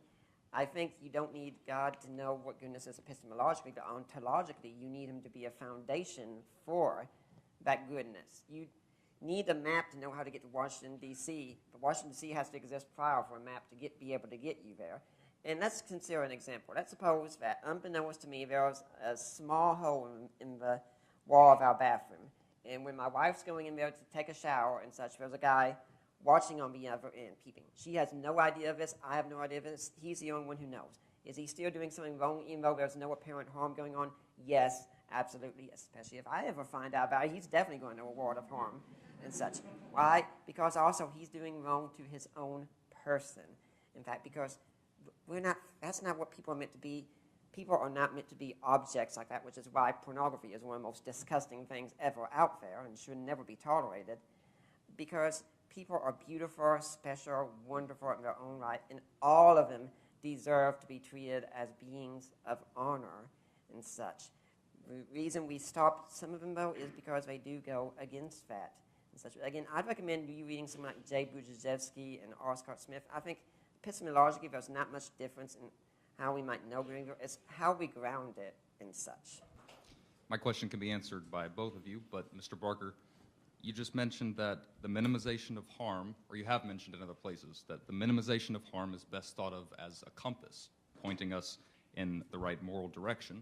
Sam Harris, another atheist, has offered the positive value of well-being, essentially to argue the same thing. This question might require both of you to say something nice about one another, although not necessarily. But where do you see overlap, if any, between the Christian understanding of morality and the aim at minimizing harm? And secondly, where does the broader conversation need to go in order to serve the interests of both theists and non-theists? I think he asked you first. There is no overlap between the strictly Christian concept of morality and the general concept that we all have, because the Christian concept is biblical. And in the Bible, there is no morality, there is no ethics. There's very little in the Bible that has to deal with human-to-human treatment of each other and minimizing harm. There's a little bit. It would be surprising if there weren't, but most of the times it has to do with appeasing and obeying and submitting to the authority. That's what the harm is. If I stop my child from running out in the street and the kid says, "Why, Daddy, why can't I run out in the street?" And I say, "Because I said so. I'm your father. And if you disobey me, you're offending my holiness and my goodness, and that's why you shouldn't run out in the street." Is that a good answer? What's a better answer? There's harm out in the street. That's why you shouldn't run out in the street, not because Daddy's ego. You read the Bible, it's all about the ego of this jealous dad who wants to be worshipped at all costs, obeying him. So did I lose my train of thought here? There was something else you said in your question. The second question was, where does the broader conversation need to go in order to serve the interests of both theists and non-theists? Okay, so I think in my book, Mere Morality, I think we strip out religion. C.S. Lewis would not have done that, but if you strip out religion, it's non-essential because you find good people in all religions. I think most Christians are good people. I think Nick's a good person, but it's not because of Christian principles, it's in spite of Christian principles. The Bible nowhere lays out a moral philosophy at all, utilitarian or otherwise. The whole thing is obedience. So I think the common ground here is the fact that in our daily lives, we're all basically doing the same thing. We're trying to get through life with a minimal amount of harm. That's what we're trying to do. Less violence and more understanding. And peeping through a hole at a woman in a shower contributes to the overall objectification of women, treating them like their property, that a man has a right to that. And even though you don't, maybe he might get away with it, but then that argument would apply to any crime if somebody could get away with it. So by discouraging that, we are pointing the compass more towards north. And sometimes to get north, the terrain is weird. You might have to travel east and west for a while. Sometimes you might even have to travel south. That's what a compass does. The compass of moral compass is avoiding harm as north. So Sam Harris and I agree. He calls it the well-being of sentient creatures, which basically, when he unpacks it, it has to do with harm to living biological organisms. That's what morality is all about. And I think all of us in this room, Christian, atheists alike, we all agree with each other in that basic idea of morality, in spite of the Dan, Bible and religious your time books. is up. Michael Ruse, an atheist agnostic philosopher, wrote a very scathing review of Sam Harris's book, The Moral Landscape.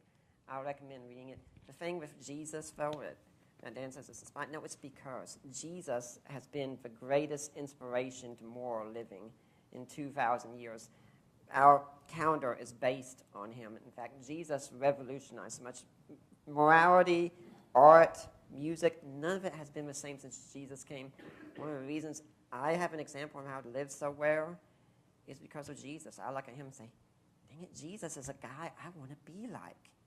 Jesus was someone so incredible. Jesus encourages me to treat others with grace. You know, I find it interesting. Dan says that our compass gets us going the right direction. Why is there a right direction in atheism? Because everything's a brute fact and it's an accident. And why should our minds, in such a result of an accident, be able to give us right information? And why should there be a right information out there to begin with? This is never really explained. It's like these concepts are just platonic forms floating out there in the air or something of that sort. Now, we all do need to come together on our issues, and I would encourage Christians, please don't go out and just say, the Bible says so and such. Give other reasons, because if you just say the Bible says so, it means no more than to a non-believer than if a Muslim comes up to you and says the Quran says so. If you think something is true, you're going to be able to defend it and such regardless. I think the Bible does give us true answers on many more issues and such, although they need to be properly understood within the social and historical context. But it's just like you don't need a math book to understand mathematics, but it sure does help if you have one so you don't have to discover algebra all on your own. Next question. This question is for both of you.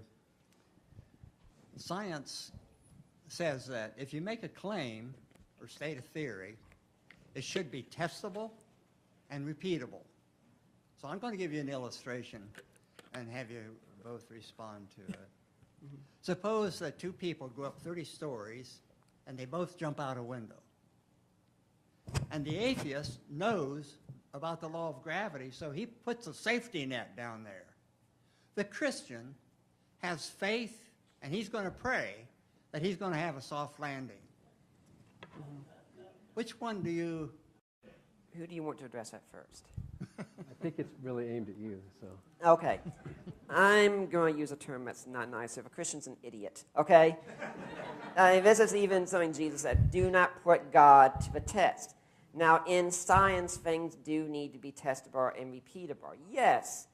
But to an extent, we can't always do that. I'm sorry, you can't recreate what the CERN super collider scientists are doing in your own backyard. You have to trust what they're saying. But not everything's that same way. We don't go and say, okay, let's murder someone. You know, I'm not sure how that one worked out. Let's do it again. Morality is not tested scientifically. Philosophy is not tested that same way. It's a mistake. It's like saying, you know, I went to the beach with a metal detector, and I went over it because there was supposed to be a treasure map there, and it didn't come up with anything, so there wasn't anything there. Where that might work if a treasure map was put in a treasure chest. But if it was just a sheet of paper out there, you can put a metal detector out there, and you can be searching all day long. You will not find a piece of paper. What is being assumed is a kind of scientism, and I recommend looking at the paper that Massimo Pigliucci, an atheistic scientist, wrote about this kind of statement, because honestly, people like the new atheists and such are really doing a disservice to science by thinking everything is answerable by science. It's not. Science gives us many wonderful answers, but it's not the answer to everything. You had suggested earlier, Nick, that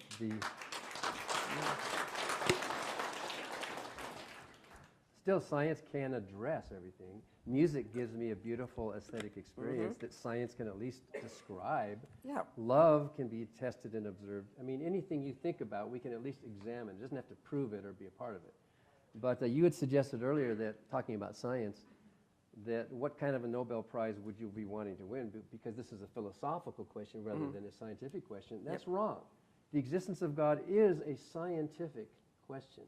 A universe with a God in it or around it would look different from a universe without. You would expect to see that prayers were actually answered more statistically, because the Bible says very clearly, all things whatsoever ye shall ask for in prayer believing, you shall receive. How else can you interpret that phrase, all things? Many verses say that prayer would have an effect.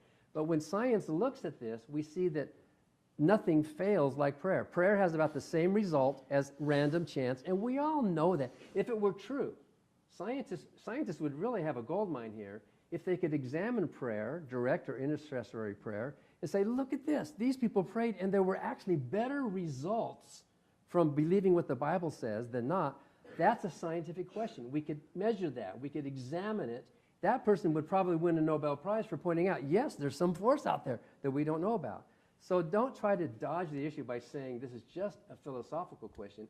According to science itself, so far the existence of God is coming up 0. Next question.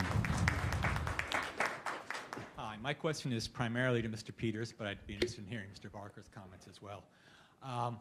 You basically led off with the cosmological argument, and Mr. Barker pointed out some categorical errors in that. But even if I accepted the cosmological argument for the existence of a God or gods, and you say that, well, now you then look at the Bible and say, okay, well, this is the God that I choose to believe in based on the cosmological argument. How do you justify your atheism in the Hindu god Brahma? Because they also have a set of holy books called the Rigas. And the cosmological argument applies just as well to the god Brahma as it does to your God. Actually, I don't think it would, because that's a much more pantheistic concept. But even if I was wrong, very simple answer to your question. How do I justify belief in Christian theism? Jesus. That's it.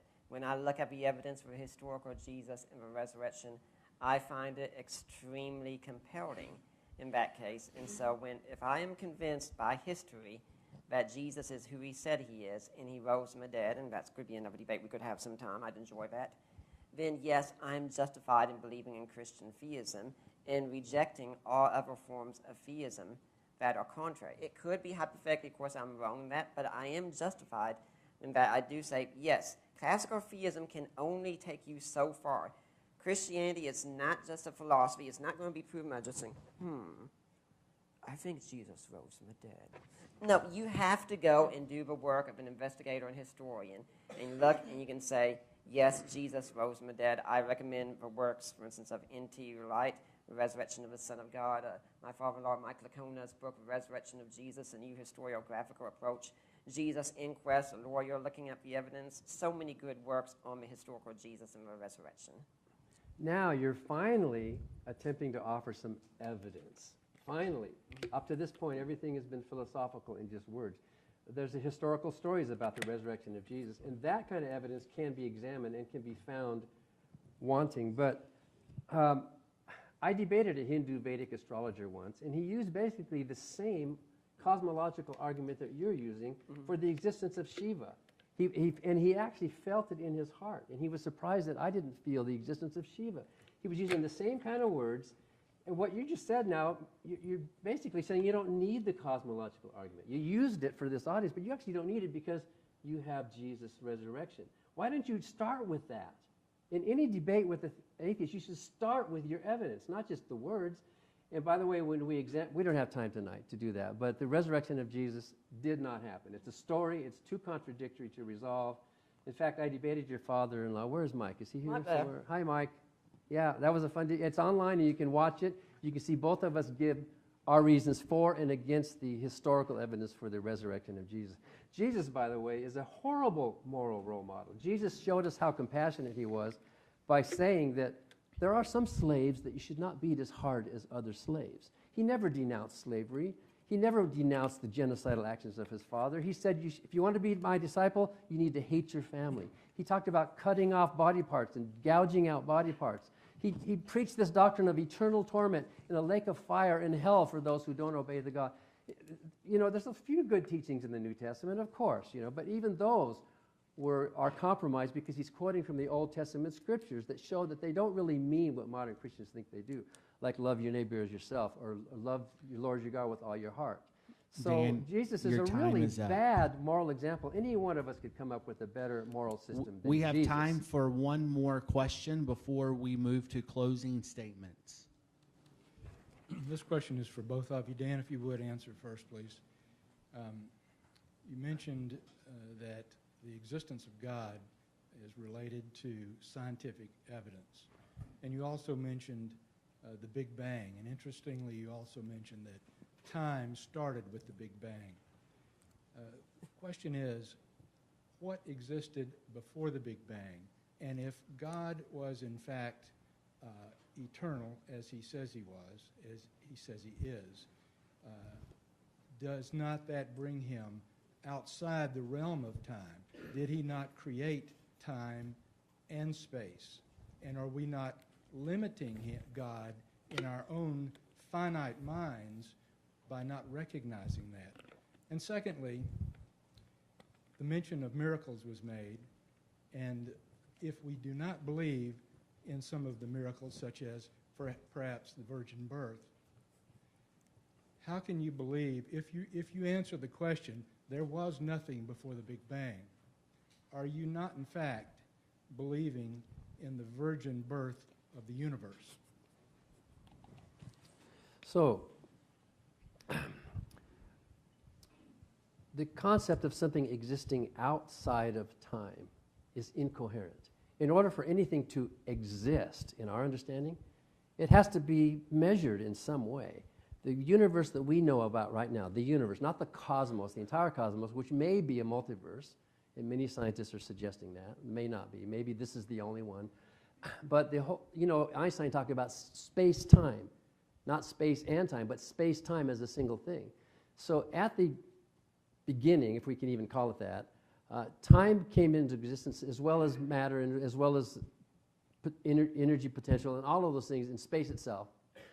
So it is meaningless for you to ask the question, what came before the Big Bang? Because the word before is a temporal word. That would be like asking, what is further north than the North Pole? It's a singularity. It's a point where there is no more north, and it's senseless to ask that question. Stephen Hawking brings that up in his books, a lot of that.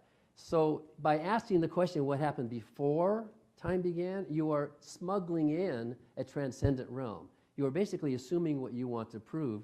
And if there is this being who has thoughts and energies and desires and decides to create things, that being has to exist in some temporal way, even if it's antecedent. Before this being decided to create the universe, either in time or outside of time, there must have been an antecedent state during which that did not happen, whatever you want to call that. So whatever you want to call it, we can call that time. Even in the mind of a God, there has to be a time. So some of the questions you're asking sound good. It's like the equivocation example that I gave. They sound good on paper, but when you unpack them, they're kind of incoherent questions, like what is north of the North Pole? Well, you don't even ask that question because that's it. It's the end there. Maybe there's a multiverse, in which case our universe is one of many, and if there are many, what limits it to one? What would be the size, you know, of the entire cosmos if there is a multiverse, in which case there are other universes that are stillborn or whatever. So I guess I would say scientifically we can't jump out of the universe to apply a finding that we find within the natural universe to somehow outside the natural universe. They have, just like the orchestras. So it's a category mistake and you're equivocating with your words. It sounds good to say them, but I don't think your question really has that much meaning. Say, I think Dan has an incredible faith in the power of nothing to do something. It's simply incredible to me and such. If you want to posit a multiverse before and you can find evidence for it, that's fine. I don't see how that helps your case. It's like seeing a dead body in a parking lot, police being confused. If we don't know what caused this, another officer comes over. I figured out there's 500 more dead bodies over there, case closed. If one universe needs a cause, a multiverse needs a cause as well. And as for miracles and such, I really recommend looking at Craig Keener's work in all these miracles, such as the virgin birth, which I do affirm, and many other miracles. Candy Gunther Brown's research on prayer and such. But I think the thing is, it's trying to avoid a question and such.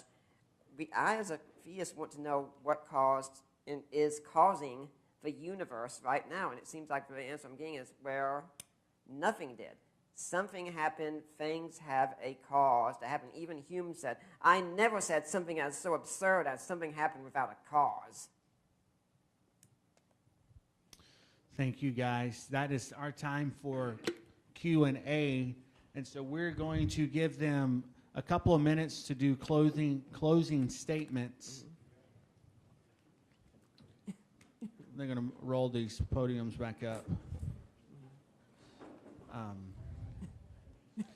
And Nick, you are up first for 10 minutes. You know, I'd like to thank Dan for this evening. I wasn't expecting for Dan to come down and say, oh my gosh, Jesus is Lord, and confess and get forgiveness. Of course, if he had, that'd be simply incredible, and I'd welcome you right now. But I hope we can say we've had a good, fun, cordial evening and such. And I think we should thank Deer Park for providing us refreshment. Can you please send us an endorsement check right here and such? I'd like to say some things about what he'd said. For instance, God is love, love is blind, my uncle is blind, my uncle is God. If there's another problem with that, that's a four-term fallacy.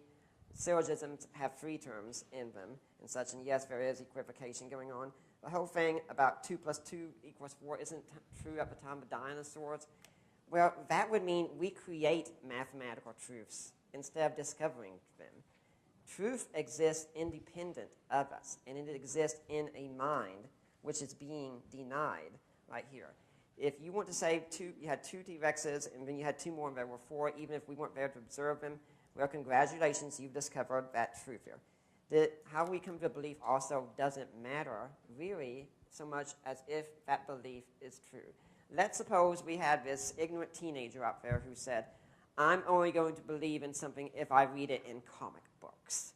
Therefore, he believes there's really a school by Professor X of talented and gifted youngsters and such, whatever it's called, and such.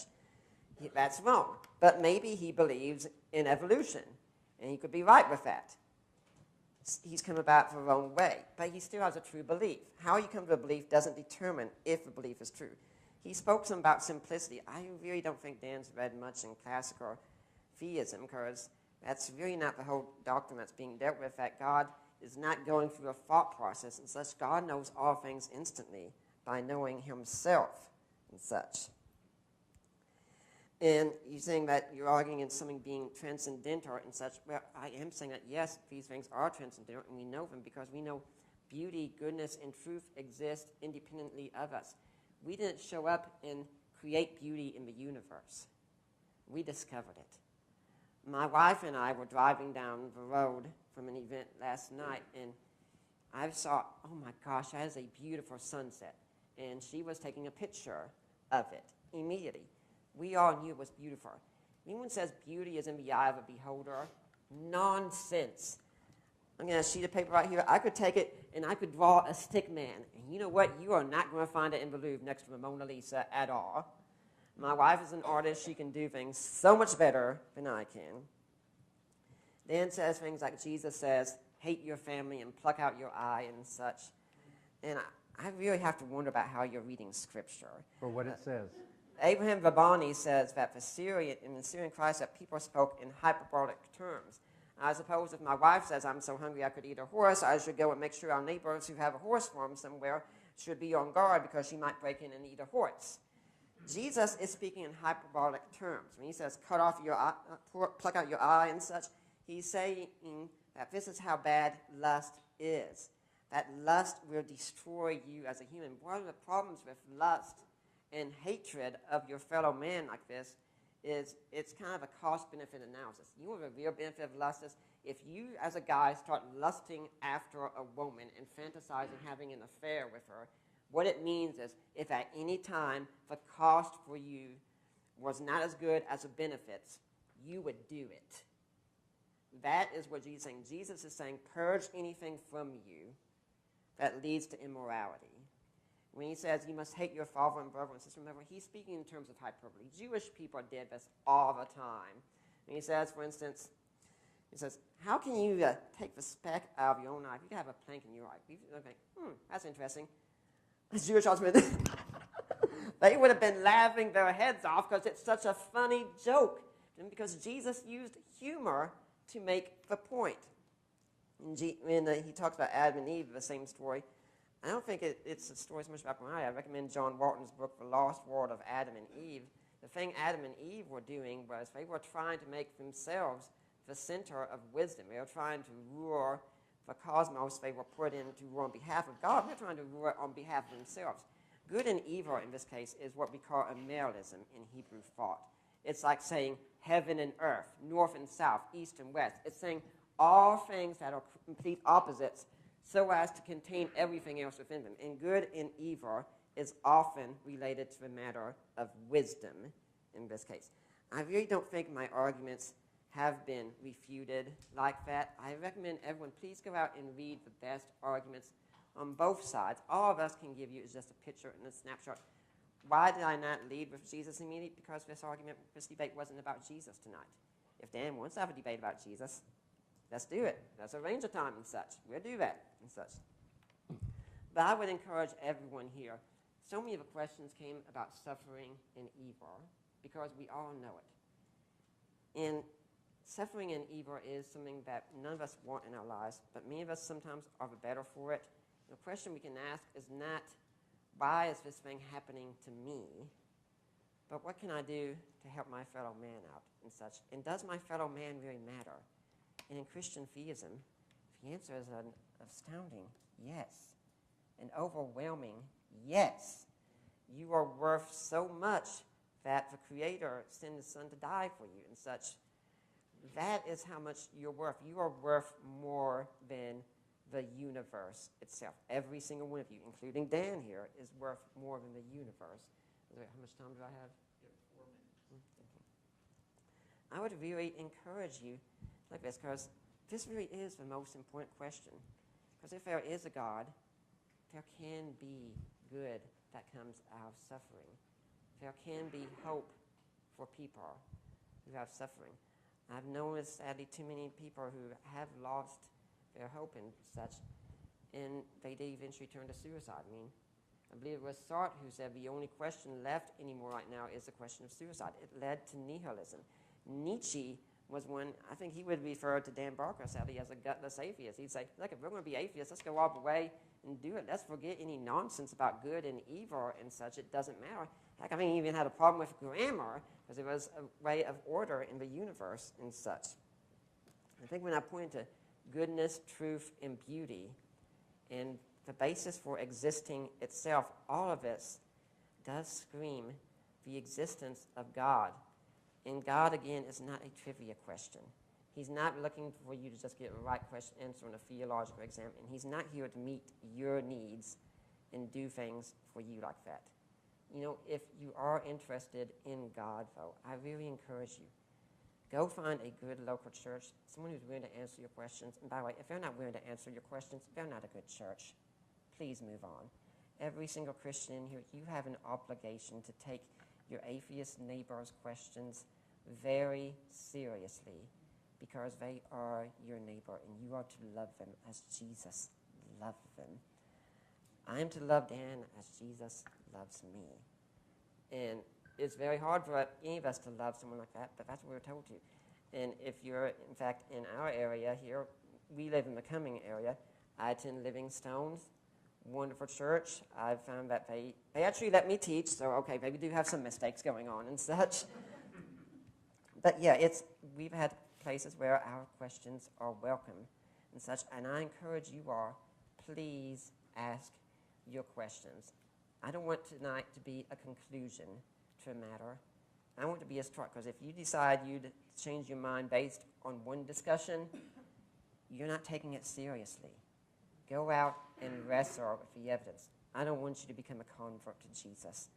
I eventually want you to become a disciple of Jesus, who makes everything worthwhile. I would ultimately like to thank Dan for a great evening together. I think we disagreed on many things. I think we both can agree on something. We've had a great time tonight. Thank you all for having us here.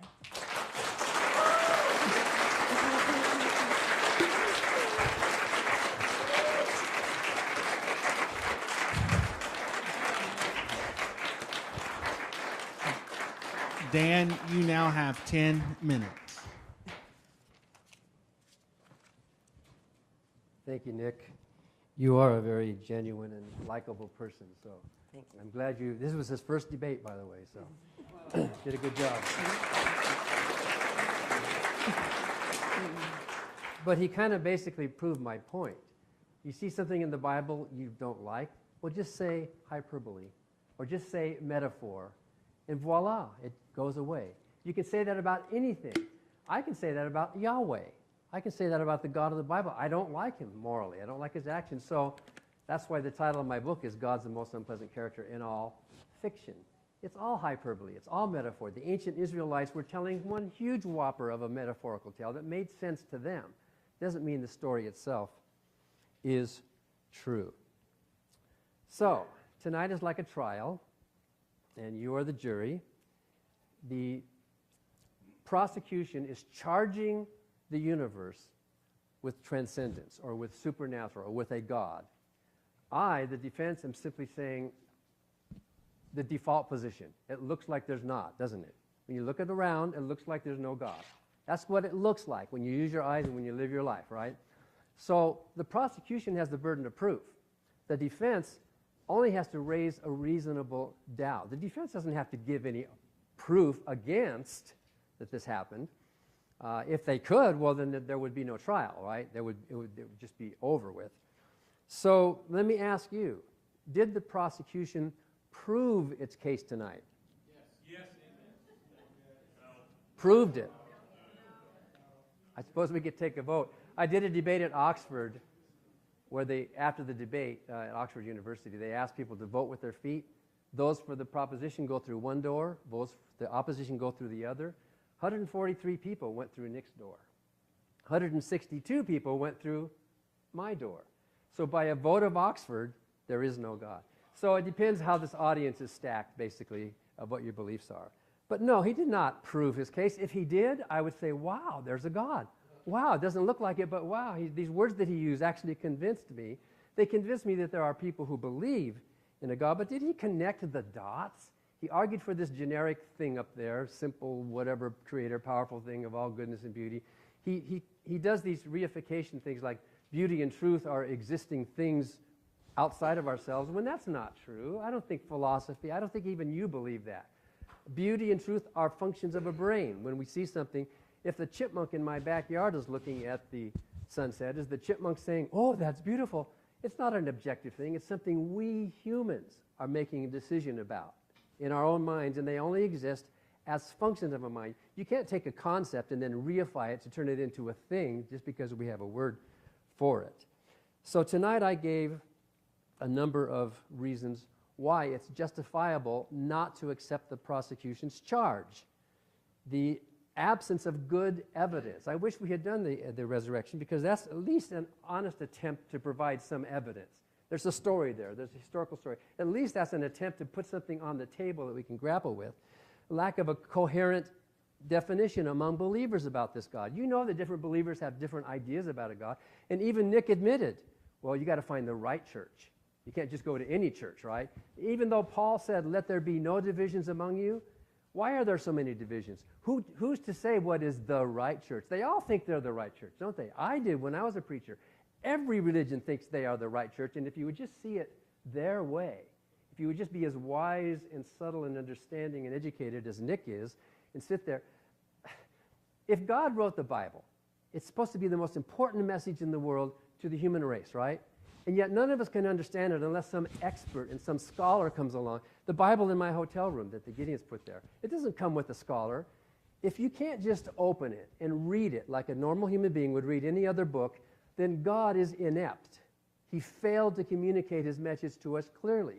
If the trumpet give an uncertain sound, who will march to battle? The Bible should be able to be picked up and just read by any of us without a PhD in Hebrew languages or philosophy or something. If it doesn't, then we are captives to people like Nick who are going to tell us what it really means. I think you would rather think for yourself, wouldn't you? You would rather say, wait a minute, let me make my decision.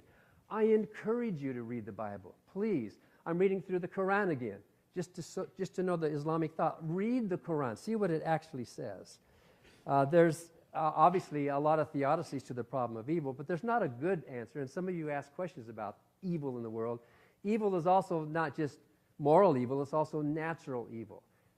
There's a forest fire, and the deers are running away, but the little fawn gets her leg caught in a branch and dies this horrible death from pain and agony as the fire kills it. Whose character was built? You know, what lesson was learned from something like that? We all know that the universe we live in, this world we live in, is cruel and random, and it could happen to any one of us without any reason, without any cause. So these theodicies that are given by Hicks or Plattinger or others are sort of ad hoc explanations to try to make this God of theirs good. I'm not saying that this proves there's no God. And I think I was very careful in my statement to say that I'm not saying this proves there's no God. It does prove that there's no good God. If there is a God, he might as well be more of a monster or an evil God for the way he is treating human beings on this planet. I think if life is eternal, then life is cheap. We should not want life to be eternal. We give more value to things that are rare and precious, don't we? Precious metals, precious things.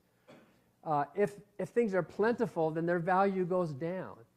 So believers like Nick and like some of you in this audience think you're going to live forever. Well, that cheapens your life.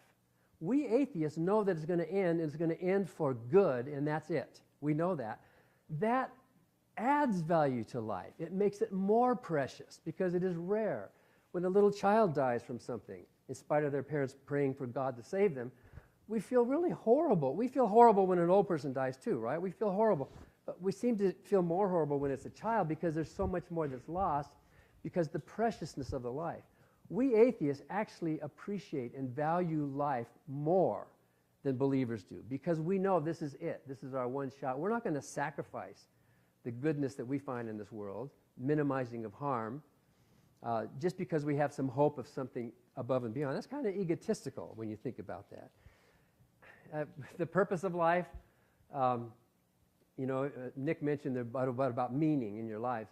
Well, asking if there's no God, what is the purpose of life, is kind of like asking, well, if there's no master, whose slave will I be? What? I need to be somebody's slave. I need somebody up there telling me, giving me the answers. I need a father up there. I think we instinctively inherited that from our ancestors, from the alpha male leader and from having to follow, especially since babies are born so young, we need parental guidance when we are toddlers, and so we think there has to be this thing up above, a top-down kind of control over our life. But I think the real answer comes not from a top down. Taking some book that some ancient Israelites wrote that are hard to translate, hard to interpret, easy to understand, that these were patriarchal men who considered their wives to be property, and they called them that. Women were not equal human beings. It's more likely to think, well, those people way back then had an idea of the universe that maybe worked for them. It didn't work for their women very well. It didn't work for homosexuals very well, but it maybe worked for these men in power who wanted to preserve their territory and their property. Why are you beholden to them?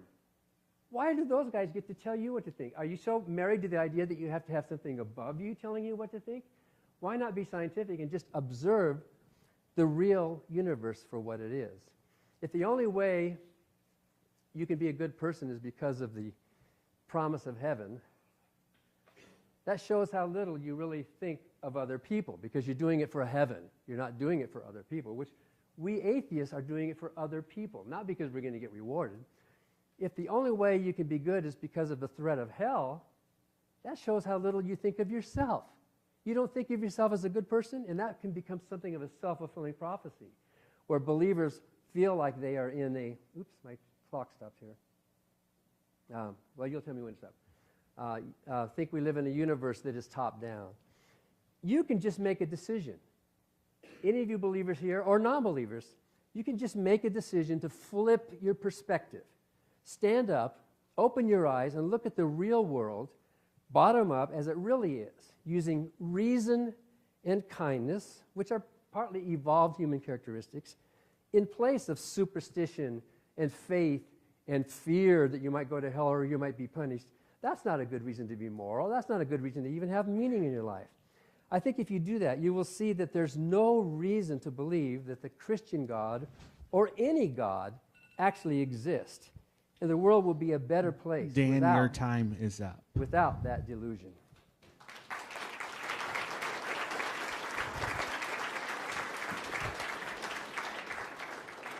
Good job, man. Thank you, Dan and Nick, for coming and discussing this debate, does God exist?